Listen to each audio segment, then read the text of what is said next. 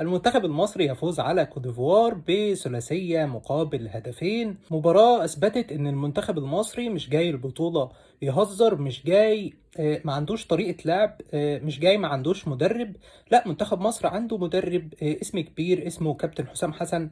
عنده فكر، مش شرط إن احنا بنلعب خمسة أو إن احنا بنلعب بطريقة قديمة، إن احنا ما عندناش فكر أو ما عندناش حاجة المدرب بيقولها بتتنفذ في الملعب. اغلب الناس اللي بتتكلم في الكوره كانت بتقول ان كابتن حسام حسن ما عندوش فكره، وان كابتن حسام حسن بيلعب بخمسه، ولما الكوره بتبقى في رجلنا احنا ما بنعرفش نعمل ايه، وما عندناش اي طريقه للتحول الهجومي، وما عندناش اي تنوع في الهجوم. طيب، رد كابتن حسام حسن على الكلام ده ازاي؟ هو رد في الملعب، هو رد بثلاث اهداف، كل هدف منهم بطريقه. اول هدف هتلاقي حمدي فتحي قطع الكوره، اداها لامام عاشور اللي حطها على طول لمرموش، استغل سرعته وقطع قبل المدافع وراح حط هدف من تحول بعد ما قطعنا الكرة. طيب، الهدف الثاني جاي من ضربة ركنية، محمد صلاح لعب الكرة عالية، طلع رامي ربيعة على طول ركب الكرة في المرمى. ده معناه ان انت عندك استغلال للضربات الثابتة. لو جينا بصينا على الهدف الثالث هتلاقي الهدف الثالث من لعب مفتوح ومن بناء لعب. الكرة كانت مع رامي ربيعة، رامي ربيعة لعب الكرة على طول تشيب باس لإمام عاشور اللي كان منطلق في المساحة في ظهر الدفاع.